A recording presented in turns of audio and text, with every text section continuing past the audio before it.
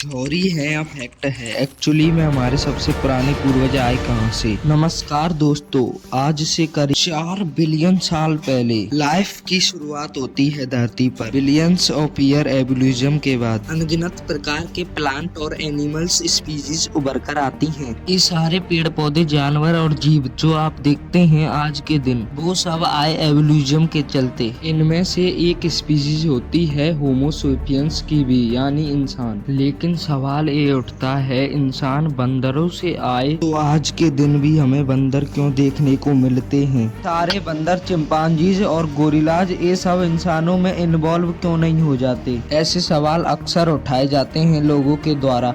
कुछ लोग तो एवोल्यूशन को ही नकार देते हैं, कह देते हैं ये झूठ है। आखिर कितनी सच्चाई है इस एवोल्यूशन की थ्योरी में? ये थ्योरी है या फैक्ट भी है? और कैसे ये अलग अलग प्रकार के जीव इवॉल्व होते हैं, आइए समझते हैं आज के इस वीडियो में।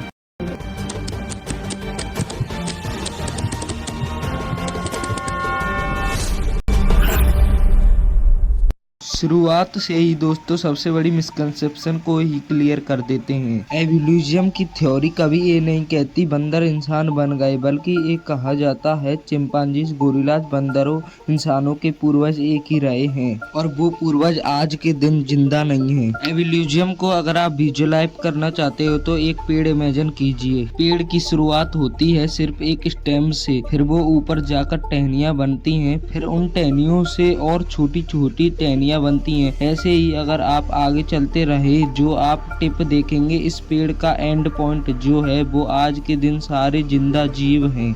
लेकिन एक सवाल तो आपके दिमाग में अभी भी आएगा कि जो हमारे पूर्वज थे, इनमें से कुछ इंसान बने, कुछ चिंपांजी बने, कुछ बंदर बने। ऐसा क्यों हुआ? इसका जवाब वीडियो में आगे आप समझेंगे। साल 1859 में चार्ल्स डार्विन ने अपनी एक ऐतिहासिक किताब लिखी, on the origin of species. इस किताब में उन्होंने थ्योरी ऑफ नेचुरल सिलेक्शन के बारे में बात की। थ्योरी ऑफ नेचुरल सिलेक्शन सुनकर आपको लगेगा कि कोई बड़ी मिस्ट्रिकल सी चीज होने लग रही है, सभी जीव में कोई इनर इंजीनियरिंग चलने लग रही है। लेकिन ऐसा कुछ नहीं है, बड़ा सिंपल फंडा है। जब भी रिप्रोडक्शन होती है इंसानों में, जानवरों में, पेड़ पौधों में, तो जीन जो है वो एक से दूसरे जीन में जाती है। हमारे जीन बच्चों में पास ऑन होती है। जब भी ये होता है, जीन्स में म्यूटेशन देखने को मिलती है, थोड़े बहुत बदलाव आ जाते हैं जीन्स में और कुछ वेरिएशंस देखने को मिलते हैं। जैसे कि फॉर एग्जाम्पल आपकी ब्राउन आंखें हैं और आपके बच्चों में ग्रीन आंखें देखने को मिलती हैं। इसका मतलब है कि अचानक से एक म्यूटेशन आ गई है उनके जीन्स में, आंखों को कलर देने वाली जीन्स में। हो सकता है कि आगे आने वाले बच्चों में भी ग्रीन आंखें देखने को मिले। अक्सर ये वेरिएशंस होती हैं, इनमें से कुछ फायदेमंद होती हैं, कुछ नुकसानदायक भी होती हैं अपने एनवायरनमेंट के चलते। तो कुछ सरवाइव कर पाती हैं, कुछ डायड हो जाती हैं। इसी प्रोसेस को कहा जाता है नेचुरल सिलेक्शन। फॉर एग्जाम्पल मान लो एक मेंढक है जो ब्राउन कलर का है, जंगल में रहता है। इसके 5 बच्चे हैं, जिनमें से 4 ब्राउन कलर के हैं और 1 ग्रीन कलर का है। एक ग्रीन कलर का मेंढक बड़े अच्छे से डिस्क्राइब कर पाता है, कैमोफ्लेज कर पाता है ग्रीन कलर के पेड़ पौधों में। इससे इसको एक एडवांटेज मिलता है। एक दिन एक सांप आकर ब्राउन कलर के मेंढकों को खा जाता है, क्योंकि वो आसानी से दिख पाते हैं। लेकिन एक ग्रीन कलर का मेंढक दिख नहीं पाता, बच जाता है और अब आगे आने वाली पीढ़ियां इसकी ग्रीन कलर की होंगी। कुछ इसी तरीके से मोटे मोटे तौर पर थ्योरी ऑफ नेचुरल सिलेक्शन काम करता है। यहाँ पर एक टर्म को यूज किया जाता है, सर्वाइवल ऑफ द फिटेस्ट। कई मोटिवेशनल स्पीकर स्टम्प का मिसयूज करते हैं, ये कहकर कि जो फिजिकली फिट लोग हैं,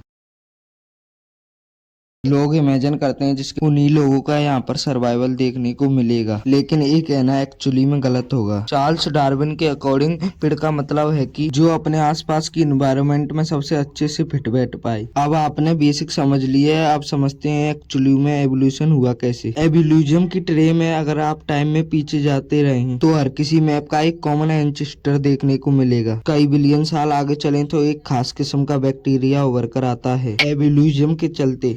बैक्टीरिया, ये पहला ऐसा बैक्टीरिया होता है जो फोटोसिंथेसिस कर पाता है, यानी धूप का इस्तेमाल करके एनर्जी जनरेट करना। इसमें पाई को भी एक फ्यूल की तरह इस्तेमाल किया जाता है और एंड प्रोडक्ट यहाँ पर निकलता है ऑक्सीजन। जो सारी स्पीशीज आजकल इन एग्जिस्ट करती हैं, ये सब एक इक्विलिब्रियम में एग्जिस्ट करती हैं। एक ऐसा इक्विलिब्रियम जहाँ हर कोई फिट बैठा है। अब फिर मिलते हैं किसी अगले वीडियो में।